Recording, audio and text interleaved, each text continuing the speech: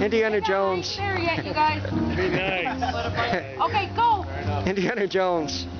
All right, hang on. All right, got you.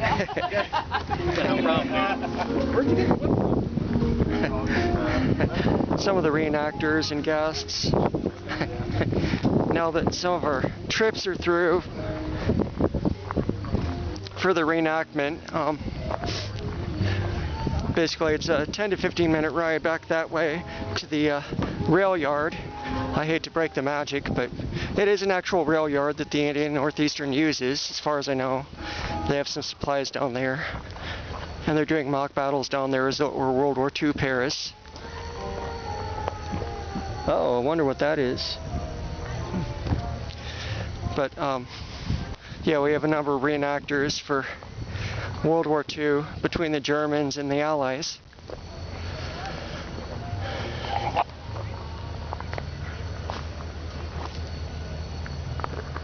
And this is the our tool car, the Glen Brindle, and then the extra canteen, or the extra tender for 765 that we use as an extra water car, and then this is just for ambience.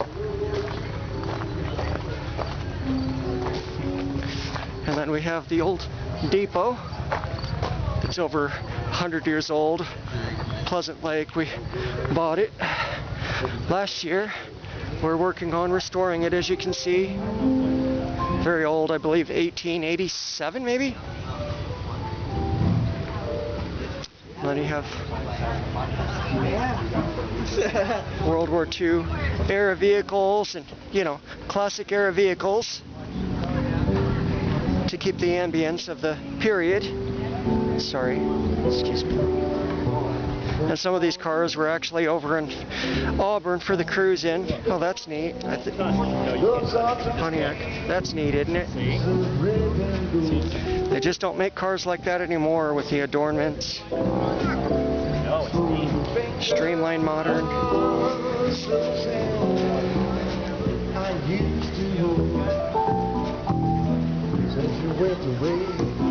Chevy. Whoops. And then you have the World War II encampment. Anyway, just a few videos from the event. Come check it out sometime and ride our trains with the Fort Wayne Railroad Historical Society and the Northern Indiana Railroad Experience.